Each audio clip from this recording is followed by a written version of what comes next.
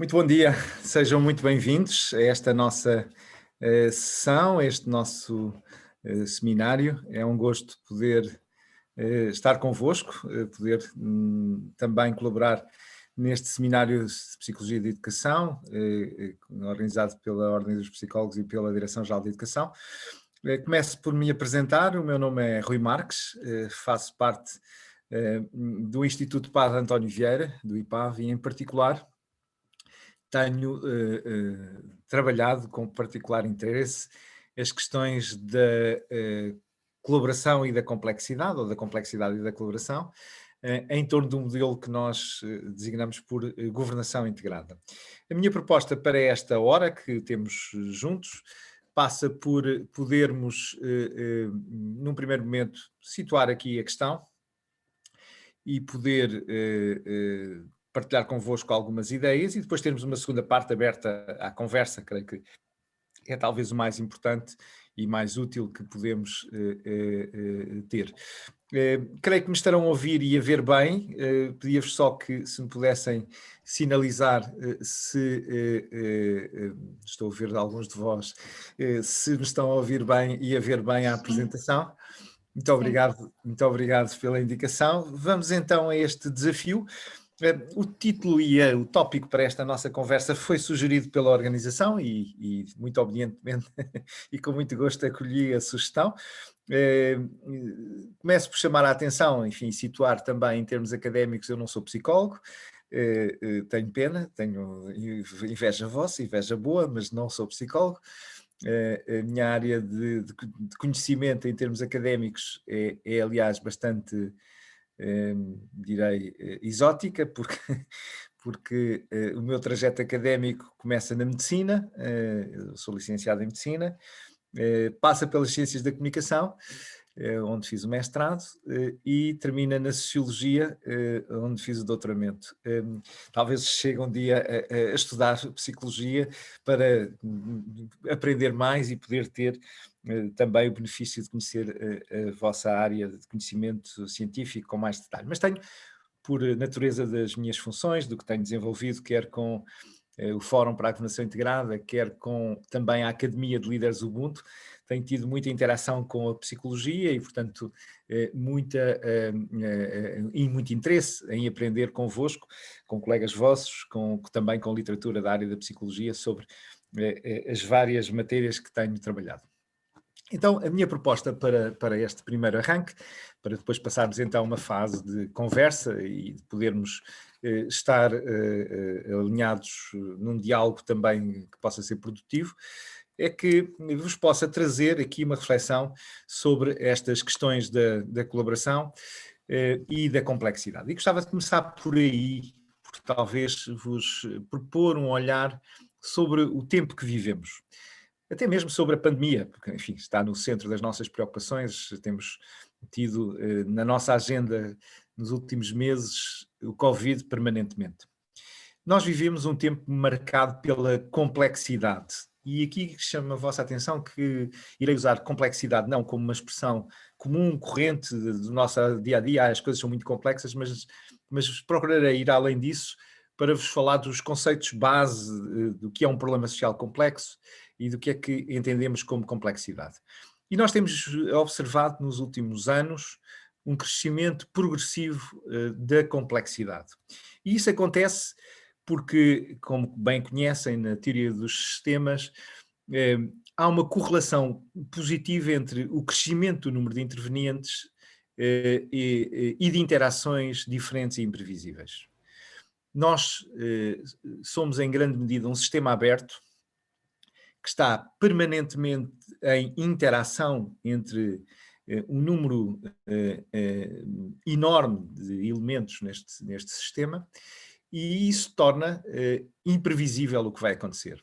E volta à pandemia, só para vos trazer à memória que em janeiro de 2020, um relatório do World Economic Forum, que reúne sempre os maiores especialistas do mundo, num olhar prospectivo sobre o que está a acontecer e vai acontecer no mundo, em janeiro de 2020, o relatório dos principais riscos para o ano não fazia a mínima referência ao Covid-19.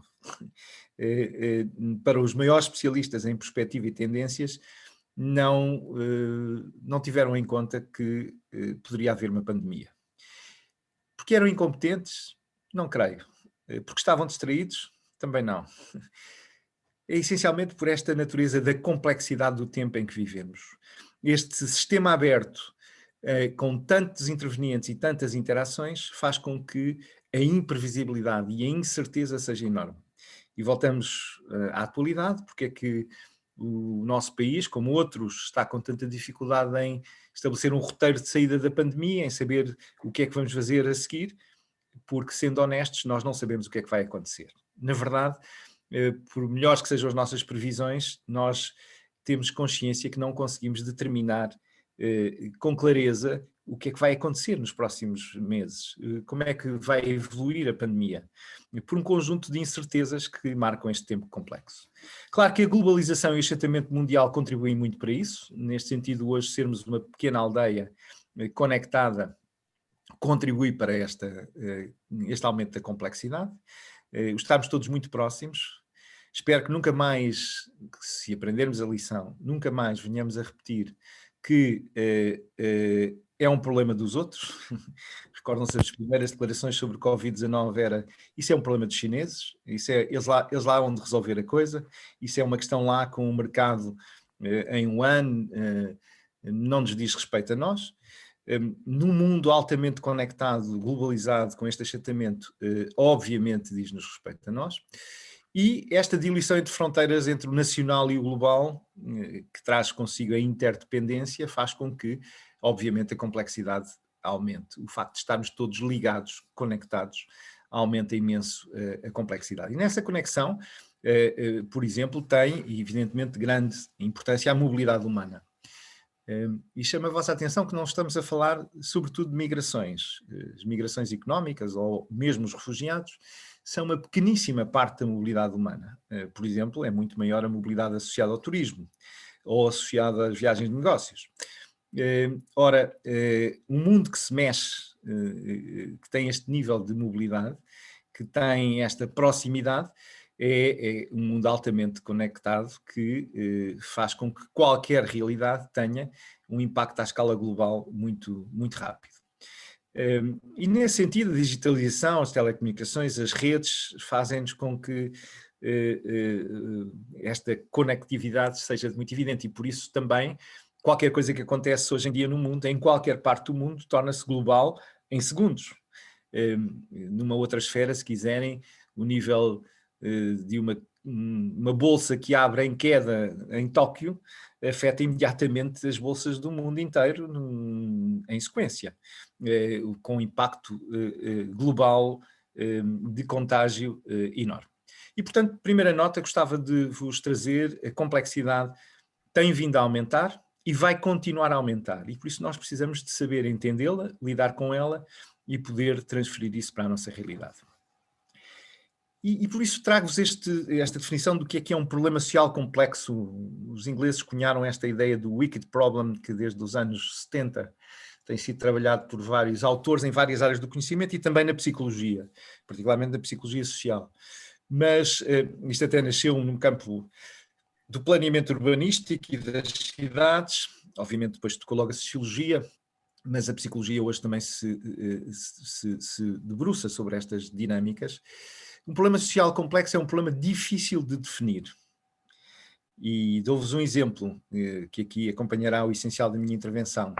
A pobreza e a exclusão social, que para nós parece evidente à primeira vista o que é, quando começamos a olhar de uma forma detalhada, com o pormenor, para a definição do problema, encontramos enormes dificuldades.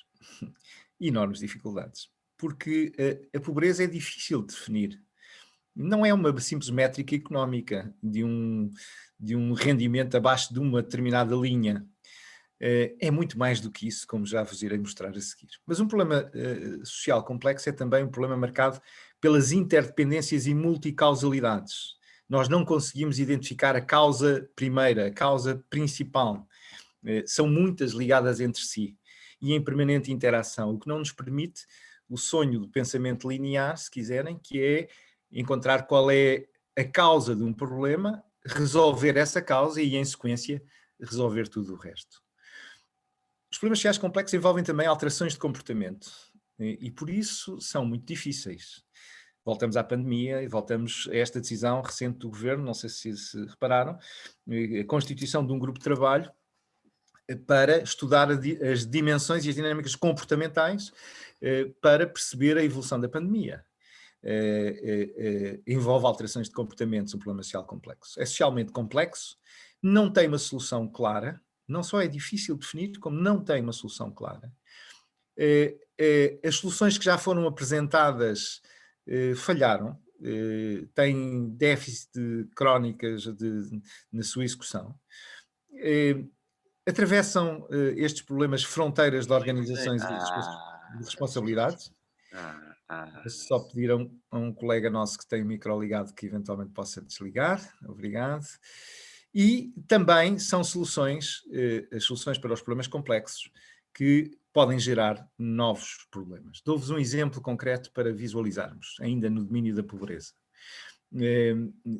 Então, se a pobreza era escassez de rendimentos económicos, poderia ser uma resolução do problema eu atribuir uma prestação, um subsídio, que permitisse que uma família, por essa via, por via de um subsídio do Estado, pudesse estar acima do limiar da pobreza. E, em certa medida, foi a partir deste raciocínio que nasceu a ideia do rendimento mínimo garantido ou do rendimento social de inserção agora. Aquilo que parecia ser uma solução relativamente evidente, tornou-se num problema também. Neste sentido, hoje sabemos que o rendimento social de inserção tem um conjunto de desafios, de problemas, podemos assim dizer, associados. E por isso esta perspectiva que também, por exemplo, na habitação, com o fim dos bairros de barracas e com os programas de habitação social, de bairros sociais, parecia ser uma solução e, evidentemente, era preciso encontrar uma habitação digna para aquelas pessoas que viviam em condições miseráveis, de grande pobreza em habitação, que nem desse nome é digna, mas a solução bairros sociais gerou um conjunto de outros problemas, de outros desafios que temos presentes. Então, estamos perante problemas que são complexos e quando vos falo de pobreza, vejam este gráfico, este esquema que aqui vos apresento. Reparem que a pobreza é multidimensional e todos temos consciência disso, não é?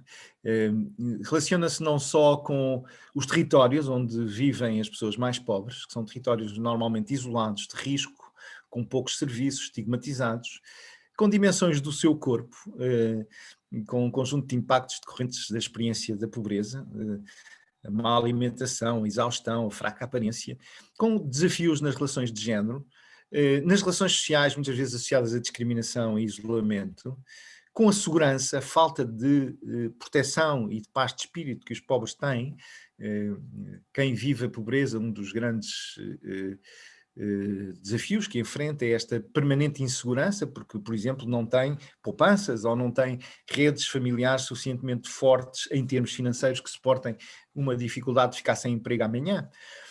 Comportamentos que tantas vezes estão marcados por algum desregramento e por abuso dos mais fortes, instituições que olham para os pobres de uma forma desconfiada, com algum afastamento e algum preconceito, a fraca capacidade de organização dos mais pobres, também as suas capacidades com déficits ao nível de informação, de educação, das competências e a habitação, que também constitui um problema. Reparem, é a conjugação de todas estas dimensões que constitui, na verdade, a realidade da pobreza.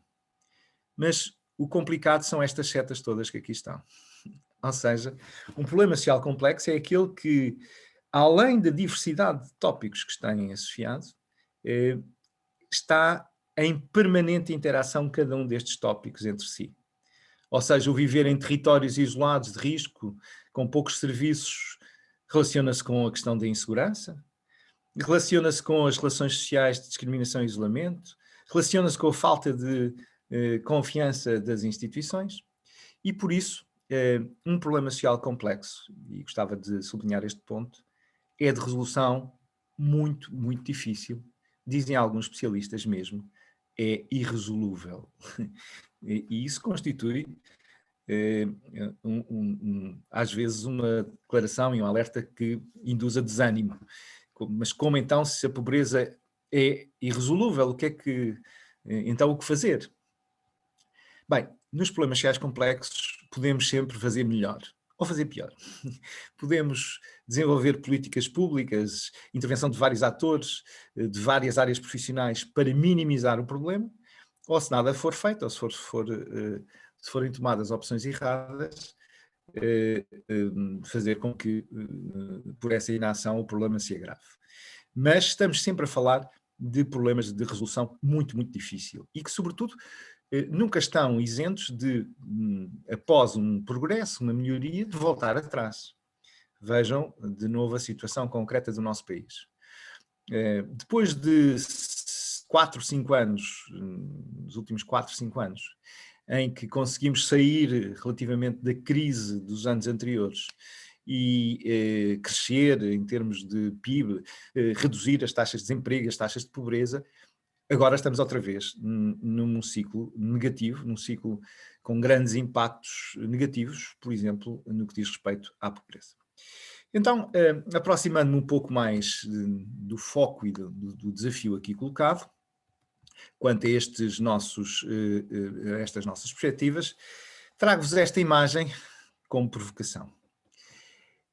Para este tempo, esta perspectiva da complexidade, a nossa resposta continua a ser assim, em silos. Ou seja, respondemos por quintas, por áreas de especialidade, por organizações, naquilo que é a resposta típica da burocracia. Este modelo é uma imagem, uma metáfora da burocracia, do modelo burocrático das organizações, onde cada um está no seu canto e cada um responde na sua área específica de ação. E por isso a educação responde para um lado, a saúde para outro, a economia para outro, a habitação para outro, e cada um está no seu silo. Ora, o grande desafio é poder ir além disto. E nesse sentido, trazer-vos esta ideia. A complexidade tem como única resposta possível a colaboração. Os problemas complexos exigem governação integrada.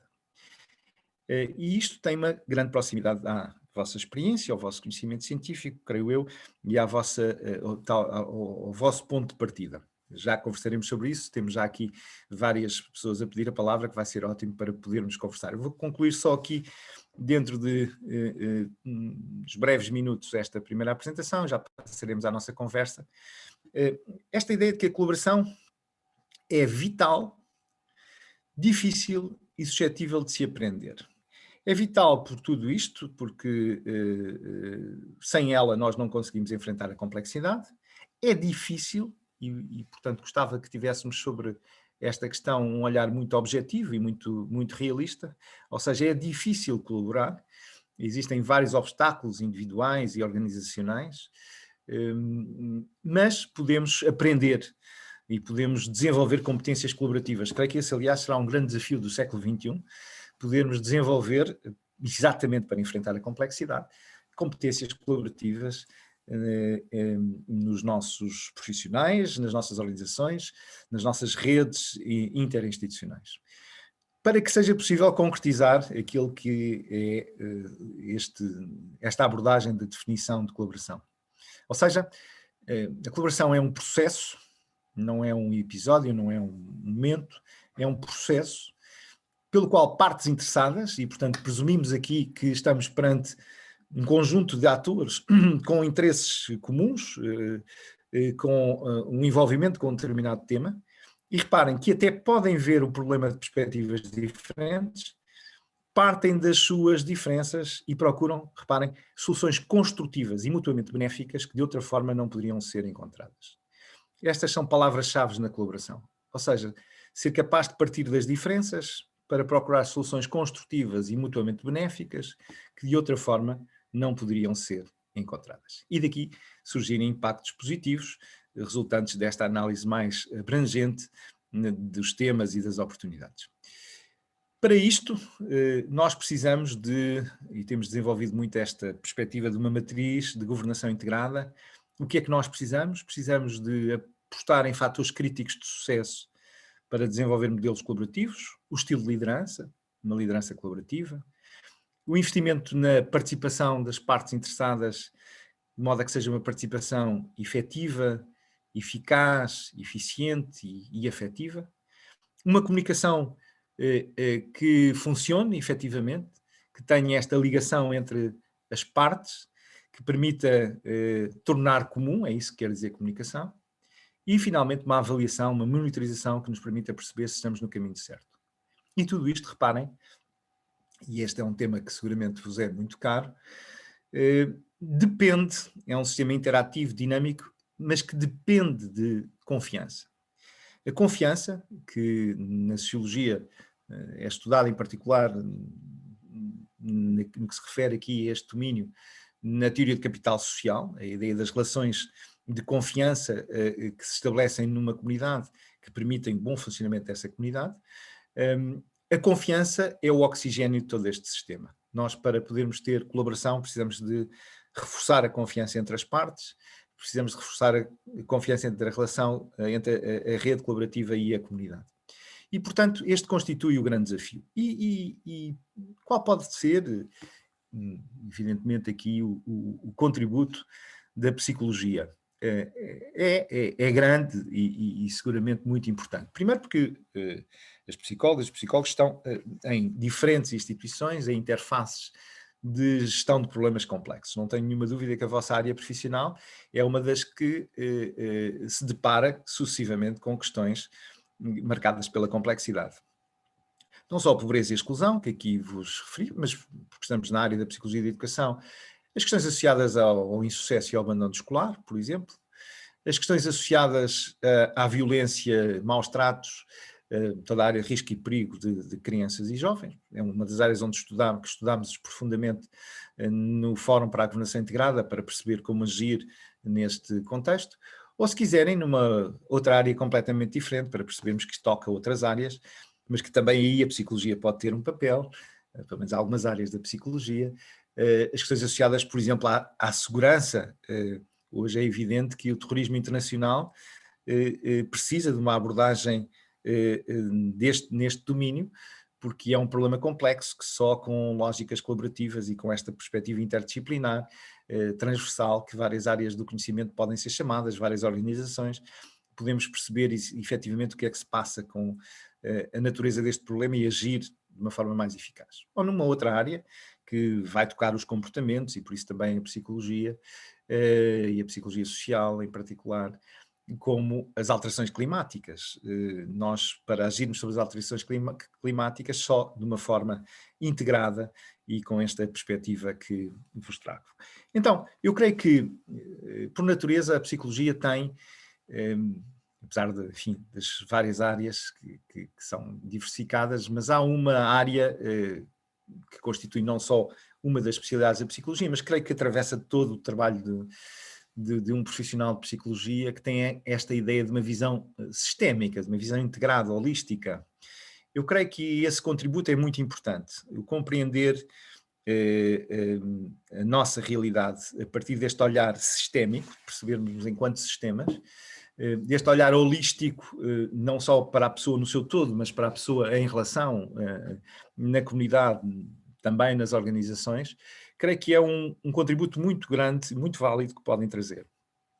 A vossa área de conhecimento é talvez das que mais facilmente compreende esta perspectiva do sistémico, do holístico, do integrado.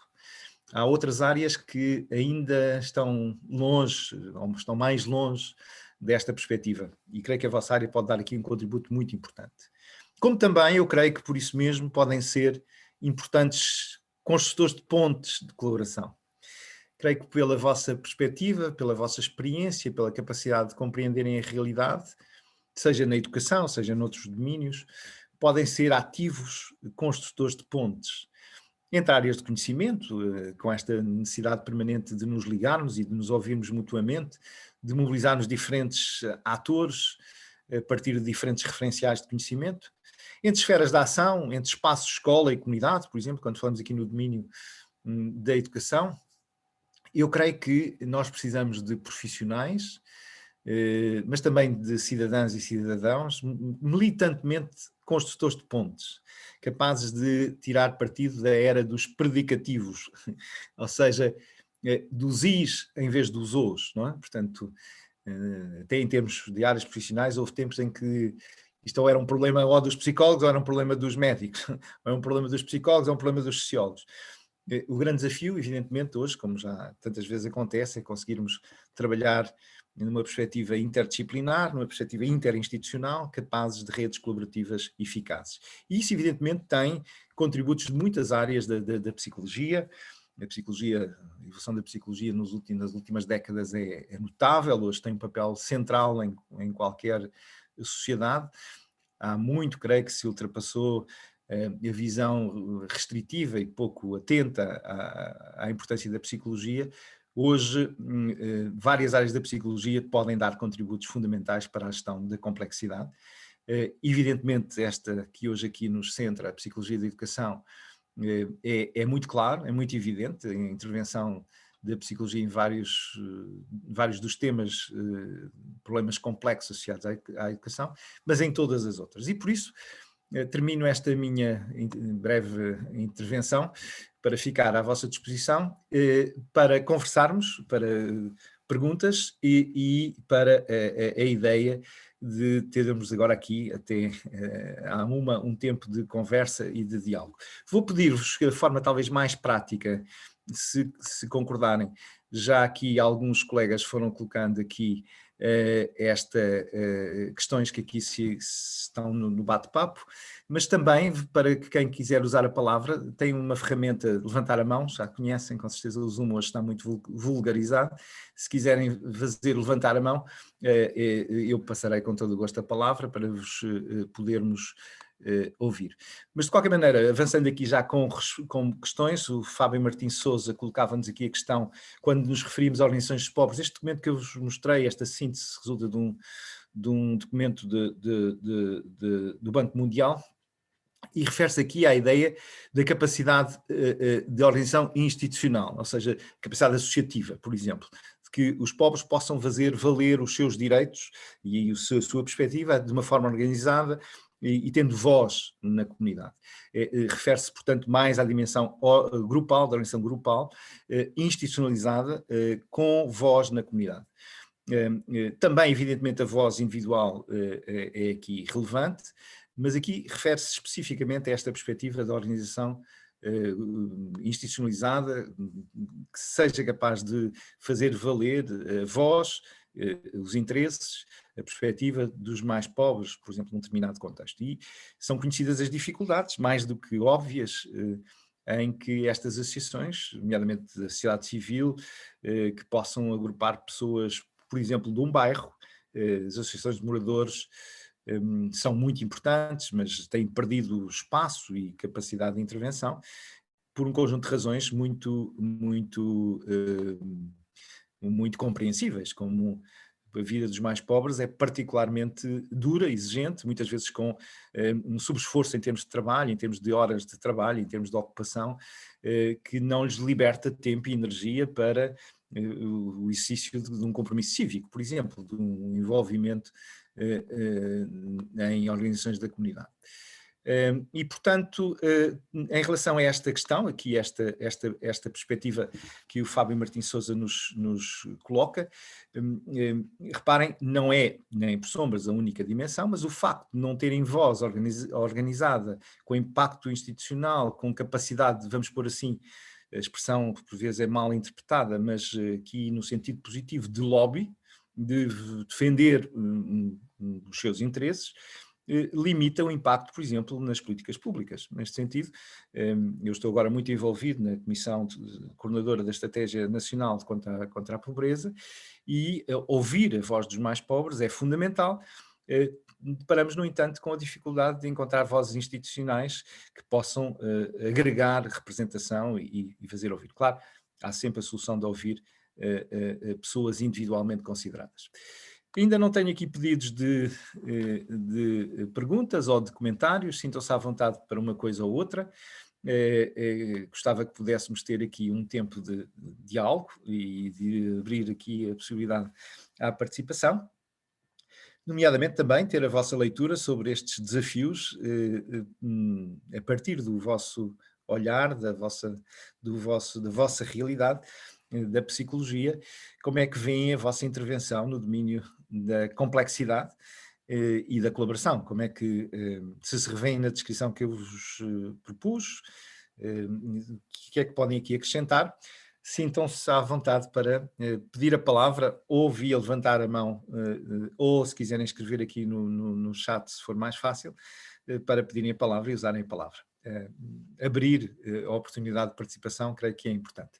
Vera Mendes, bom dia, seja muito bem-vinda. Vamos até si ouvi-la com toda a atenção. Olá, bom dia a todos. Antes de mais, agradecer enormemente as palavras e as noções aqui trazidas por si. Dizer que sim, que me revejo imensamente nesta visão sistémica e holística de intervenção num contexto escolar. Guia-me já há alguns anos esta intervenção e a ideia de sermos pontes, canais de comunicação e de colaboração é algo que faz-me todo o sentido, mas, como também salientou, se depara com alguns obstáculos. Por exemplo, às vezes, Já venho trazer a da Mana. é exatamente a ideia de que as camadas dirigentes, não é, de uma instituição escolar, por vezes estão afogados, estão atolhados em processos muito burocráticos, faz-me lembrar exatamente os silos que aqui mostrou, e aos quais a resposta que me dão é não podemos deixar de os fazer ainda, portanto ainda não há um largar, um libertar desta parte que nos espartilha, mas também sinto muita dificuldade e muita resistência em abrir estes canais que tão bem salientou aqui de uma intervenção e de uma visão sistémica no concreto, não é? Na instituição escola. A pergunta é se tem alguma sugestão ou alguma dica para que possamos interagir ainda mais evidentemente nesta área. Obrigada. Muito obrigado pelas suas palavras e obrigado por este contributo. Realmente os obstáculos são muitos. Reparem que eu dizia-vos que a colaboração é vital, porém é difícil, e os obstáculos são muitos. Existem vários, desde os que vão da gestão de poder, enfim, que ainda continua muito presente nas nossas dinâmicas organizacionais e, em particular, por quem tantas vezes lidera de uma forma, porventura, mais desajustada em relação aos desafios do nosso tempo, por exemplo, com uma concentração absoluta do poder e incapacidade de confiar. Há aqui já uma questão que daqui a pouco irei abordar, as questões da desconfiança que a Dina Figueira aqui nos traz, mas Vera Mendes traz-nos aqui uma perspectiva muito importante, continua a ser muito difícil, quer por estas questões, quer também, e aquilo que está na nossa mão, e falo para um grupo tão expressivo de psicólogas e psicólogos, que na nossa mão está, por exemplo, ultrapassarmos um dos obstáculos, que é o que decorre, se quiserem, do nosso próprio encerramento em silos e, por exemplo, das dificuldades de comunicação a partir de códigos diferentes. Neste sentido, quando juntamos diferentes protagonistas, é necessário um exercício de empatia e descentramento do seu código para entender os outros com quem se está a relacionar. Uma rede colaborativa numa escola, por exemplo, para abordar as questões, vamos pegar, por exemplo, no problema do abandono e do insucesso, não é? Os psicólogos têm um contributo fundamental, como também, porventura, é necessário ouvir o contributo dos professores, ou o contributo dos pais, ou o contributo dos assistentes sociais, ou o contributo dos agentes de segurança pública, se quiserem. E tantas vezes há um obstáculo à colaboração porque cada um se encerra no seu código, no seu ponto de vista, no seu olhar, na sua forma de descrever o problema e tem uma grande dificuldade em perceber o ponto de vista do outro. Por isso, o exercício empático é fundamental para construir relações de colaboração. E eu sugiro-vos, por exemplo, que tendo o vosso nível de formação e de capacitação e compreensão, por exemplo, do que são as dinâmicas de escuta ativa, de escuta empática, possam ser promotores dessa perspectiva. Porque é que, por exemplo, quando temos uma rede que até se construiu de colaboração para enfrentar estas questões, porque é que as pessoas estão a ver a partir de um ponto de vista diferente do vosso? Ou porque é que o vosso e do assistente social diferem? E, sobretudo, como é que podem aproximar-se? Como é que podem estabelecer aqui, recordam-se que eu vos descrevia como construtores de pontos de colaboração, não é? Como é que conseguem aqui fazer esta interação? Há um tema central em tudo isto, que é a confiança. Neste sentido, os processos colaborativos exigem confiança. Confiança entre as partes, exigem capacidade de sermos também promotores de confiança. E chamo a vossa atenção porque isso é um dos principais déficits no nosso tempo. Não está tantas vezes claro que o maior dano que nós estamos a sofrer hoje em dia, aquilo que nos vai destruindo, que tem um fenómeno de erosão contínua, é a erosão da confiança. E o crescimento de níveis de desconfiança. Voltando aqui à Dina Figueira, quando se olha, por exemplo, em relação aos mais pobres, o olhar de desconfiança, o olhar de preconceito, o olhar de sobranceria, tantas vezes, impede uma construção. E por isso chamo a vossa atenção, para fechar este tema, que os processos colaborativos geram capital social. E isto é o que faz a diferença entre os países mais desenvolvidos e os países mais pobres. Há hoje estudos muito claros, quer da economia, quer da sociologia, que os países são mais ricos, têm maiores níveis de desenvolvimento, vão mais longe, não por causa dos recursos naturais que têm, não por causa de terem sido bafejados pela sorte de terem um território riquíssimo. Os países mais ricos, mais desenvolvidos, são aqueles que têm capitais de confiança entre as pessoas e as instituições, entre as instituições que têm um capital social mais elevado. E por isso o vosso papel, o nosso papel, de todos nós, poderá ser também construir ambientes de confiança para, a partir daí, alcançar melhores resultados na gestão de problemas complexos. Eu vou aqui, portanto, em relação à Dina Figueiredo, que nos colocava aqui uma questão, já temos mais 2 perguntas, que já lá vamos. Aqui esta questão da desconfiança é um tema fundamental e, de novo, também aqui a empatia é um elemento central. Parte da desconfiança geral em relação aos mais pobres resulta de uma falta brutal de empatia, de ser capaz de compreender a sua realidade e a sua experiência e aquilo que é a sua vida, naquele gráfico, por exemplo, que vos apresentei. Também aqui a Tatiana Fernandes perguntava como capacitar e envolver estas populações mais vulneráveis para mudanças que possam ainda não ser reconhecidas como necessárias pelos mesmos. Esse é um grande desafio, claro. Porque tantas vezes os mais vulneráveis, os que estão em contextos de maior desafio, ainda, porventura, não se consciencializaram quer da dimensão do problema e da natureza do problema, quer de acreditarem que são capazes dessa transformação. E voltamos aqui à vossa esfera de intervenção. Eu tenho defendido vivamente em vários fóruns, a propósito de vários temas, que o combate à exclusão, a promoção da inclusão social, a promoção do sucesso educativo, a promoção da reintegração social, por exemplo, de ex-reclusos, passa por uma dimensão que é eminentemente psicológica da vossa área de intervenção, em primeiro lugar, que tem a ver com as pessoas não só terem consciência de, mas acreditarem que são capazes. Por exemplo, nós temos outra experiência, já vi aqui algumas colegas de escolas que têm o projeto das academias Ubuntu, um trabalho-chave que nós desenvolvemos também com o IPAV em contexto escolar, com as academias de líderes Ubuntu. Ubuntu significa, para quem não conhece a expressão, eu sou porque tu és, eu só sou pessoa através das outras pessoas. É ajudar cada um dos jovens, sobretudo dos contextos mais vulneráveis, em que algumas escolas trabalhamos, a ganharem um sentido e um propósito de vida, a acreditarem em si mesmo, tendo consciência dos desafios que enfrentam, mas sobretudo tendo consciência das forças, dos talentos, dos recursos que têm e que podem ativar para responder estes desafios. E por isso, Tatiana Fernandes, aqui o grande desafio é gerar essa consciência, mas se quiser, da nossa experiência, gerar essa consciência a par com a consciência das forças para a transformação. Nós somos muito adeptos de uma outra abordagem que vem do serviço social, da teoria das forças, mas que também na psicologia existe muito este olhar em algumas correntes, que nós não conseguimos mudar nada sem que as pessoas queiram ser os atores da própria mudança e sem que as pessoas acreditem que são capazes de mudar. E por isso o trabalhar a partir das forças constitui um elemento chave. E aqui a teoria das forças, só para sintetizar, tem um triângulo que normalmente é trabalhado, que tem a ver com o chamado CPR, não é?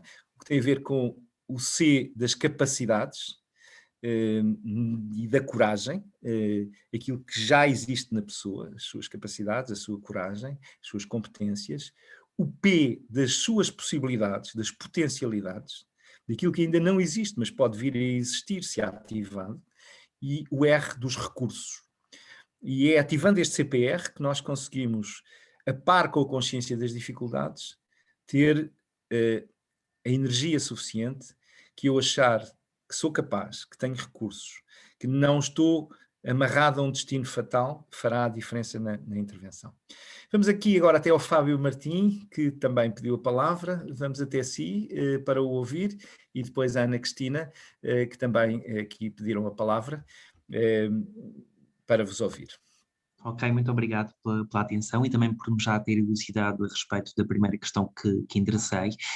A questão que coloco também vai um pouco ao encontro das limitações que a Vera tinha identificado, porque se o objetivo com este modelo é contribuir para o modelo de desenvolvimento de governação integrada, eu pergunto se em primeira linha, em vez da colaboração, não devíamos estar preocupados com a sensibilização, porque é impossível existir colaboração sem as pessoas saberem exatamente quais são os seus limites, as fronteiras, que recursos é que têm, porque antes de uma equipa multidisciplinar, o funcionamento ideal até seria uma equipa transdisciplinar, mas para isso implica literacia, implica cada um saber quais são os seus limites e só depois é que poderemos falar em colaboração.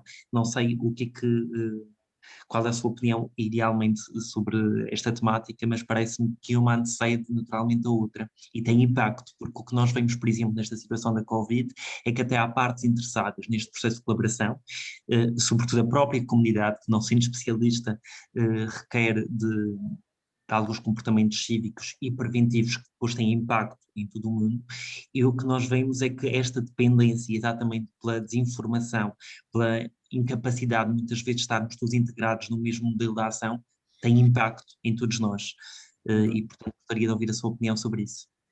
Agradeço-lhe imenso, as suas questões são muito interessantes e muito úteis, e regresso ao meu tema dos predicativos, dos Is, não é? Quero dizer, é a primeira a sensibilização e depois a colaboração, uma coisa ou outra, na nossa perspectiva são as duas coisas ao mesmo tempo.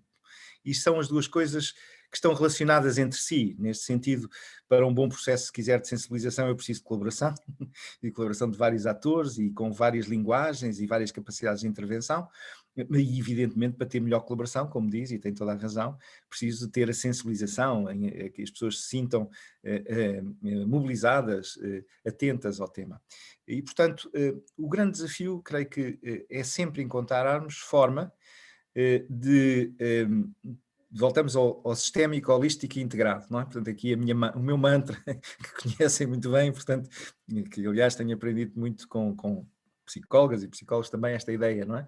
Nós precisamos aqui de ter capacidade de intervenção transversal, a 360 graus, se quiserem, capaz sempre de olhar nas múltiplas dimensões e integrar estas diferentes fases, inicial da sensibilização, até à celebração, se quiserem. Por exemplo, uma coisa que nós temos também grandes déficits, e pode soar um bocadinho estranho, mas nós temos um déficit enorme de celebração.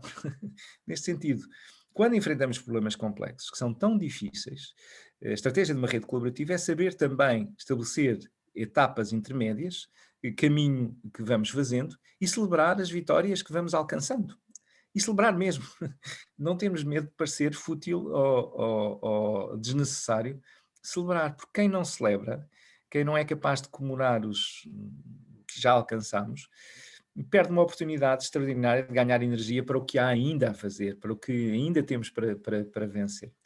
E por isso, Fábio, concordo muito consigo. Talvez lhe proponha esta perspectiva de uma visão integrada de todas estas etapas, desde a sensibilização à comemoração para de novo recomeçar o ciclo, em ciclos que nunca acabam, que são, como vos dizia, potencialmente de uma espiral positiva, que vamos melhorando, mas que nunca acabam os desafios neste domínio.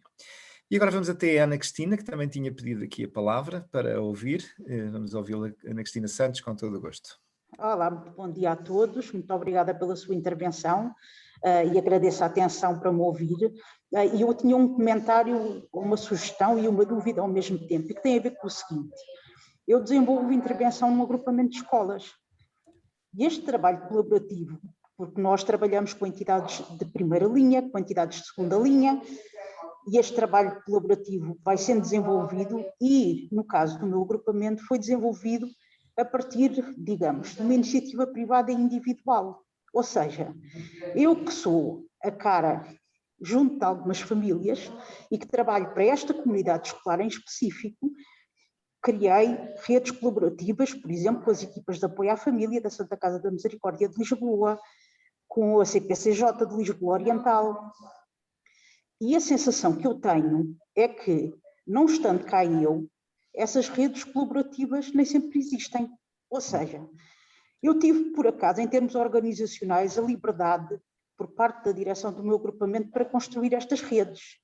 Mas parece-me que depende muito de uma iniciativa privada e individual da minha parte. Como todos não intervimos com preocupações diferentes, e eu, no meu caso, é para servir esta comunidade escolar, será que seria possível prever mecanismos de ligação e de ligação colaborativa com rotinas a outro nível? Ou seja, partindo da sua apresentação em que está envolvida em uma Comissão Nacional de Luta contra a Pobreza, será que seria possível criar mecanismos de colaboração previsíveis entre entidades de primeira linha e entre entidades de primeira e segunda linha? Para eu não ter esta sensação de que se desaparecer, tudo isto desaparece. Obrigado, Ana Cristina Santos, excelente questão, excelente questão. E este é, tantas vezes, um dilema que se coloca, porque os processos colaborativos precisam sempre, que nos anglo-saxónicos descrevem como os weavers, não é?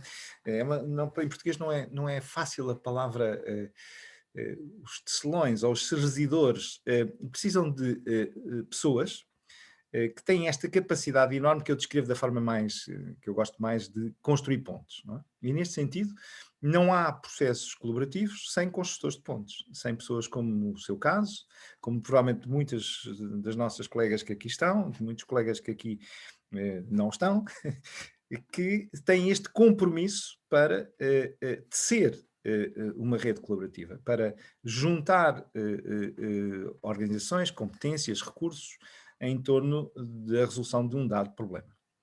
E isso é indispensável. Não se conhecem redes colaborativas sem weavers, não é? Sem esta figura.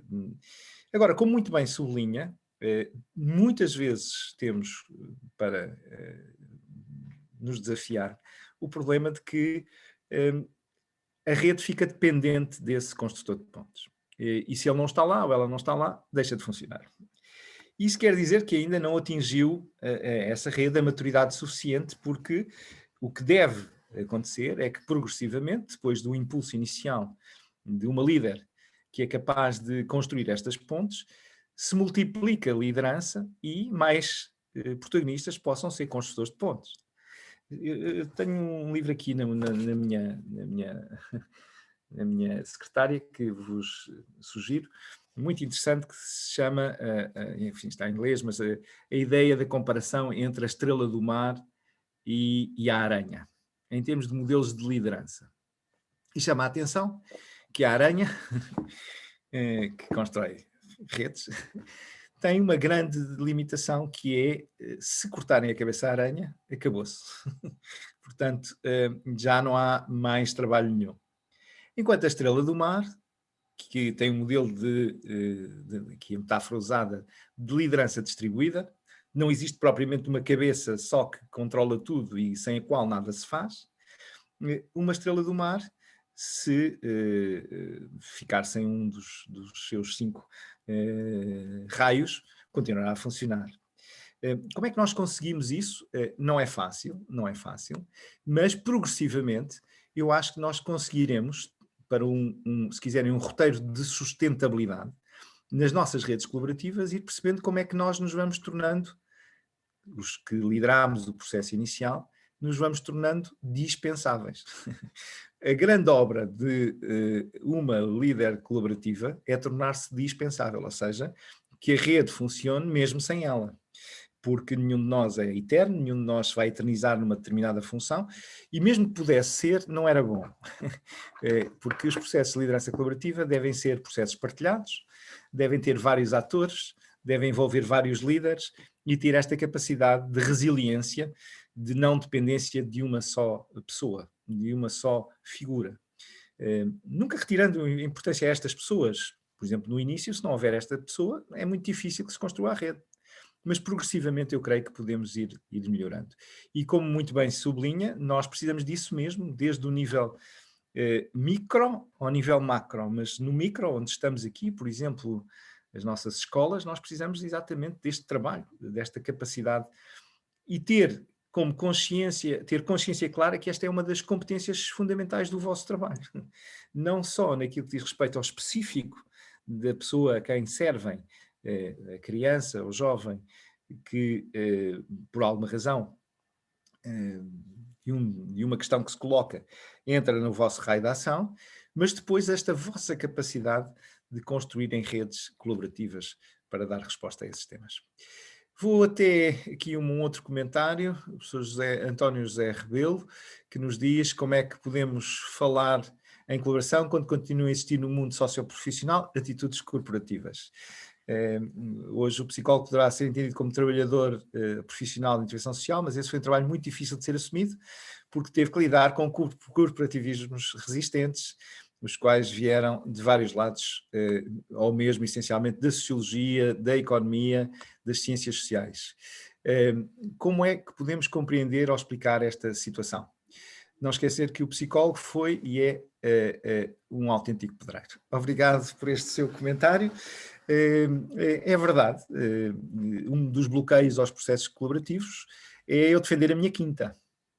Eu bem sei que os psicólogos nunca vão fazer isso, nunca cometerão esse erro de olhar de uma forma, bem, este é o nosso campo de ação e aqui ninguém entra, e nesta área somos nós. Esta é uma tentação humana que todos nós temos e que quando criamos uma determinada identidade, quando criamos um perfil específico, temos tendência a criar um eles e nós. A criar, nós somos os especialistas desta área, somos nós que sabemos, portanto aqui ninguém entra. E isso é evidente, como muito bem sublinha, foi um desafio que uma área emergente como a psicologia, há décadas atrás, agora já não é assim, teve que afirmar o seu espaço, como se quiserem o serviço social a mesma coisa. Aliás, o serviço social vai mais atrás no sentido da sua cronologia de afirmação enquanto campo específico de ação do que a psicologia. O desafio está em conseguir fazer conviver, e para dar uma resposta positiva a este tópico que aqui nos traz tão interessante, fazer conviver a unidade na diversidade. É sempre esse o desafio. Como é que nós conseguimos, respeitando o contributo específico de cada área de conhecimento, cada perspectiva, cada olhar, como é que nós conseguimos depois a unidade, a coesão entre essas diferentes áreas? E para haver coesão não é de maneira nenhuma obrigatório haver desrespeito pelas áreas específicas do conhecimento de cada um, mas para haver colaboração é fundamental que cada área se abra ao diálogo com as outras áreas. Não se feche na sua torre de marfim, não se feche numa lógica defensiva de se proteger, porque se assim o fizer é difícil haver colaboração, porque cada um fará igual e portanto voltamos ali à imagem dos silos, não é? Onde cada um está no seu silo, e a colaboração é muito difícil. E por isso agradeço muito que tenha alertado para este ponto. Ainda bem que a psicologia fez um caminho tão reconhecido e tão evidente hoje, não sei se, talvez não sei se, como estão dentro de casa, não sei se têm essa consciência que a área da psicologia ganham um espaço social de relevância, de atenção, de respeito, progressivo ao longo dos últimos anos. Hoje, atrevo-me a dizer que é das áreas do conhecimento que desperta mais atenção.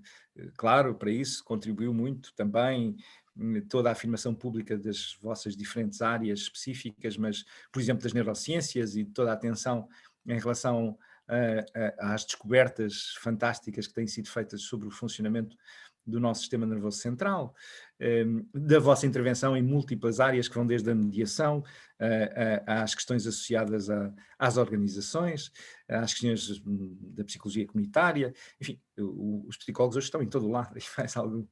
Mas deixo-vos este apelo em final de conversa, estamos a chegar ao final da hora e não vos quero estragar a hora do almoço, deixar-vos este apelo para que agora que são uma força tão relevante, incontornável, a quem já é reconhecido felizmente o seu papel específico, que sejam estes construtores de pontes de colaboração, que sejam estes arautos de ligar, de aumentar o nosso capital social, de entender os processos que estão inerentes às pessoas e às suas relações.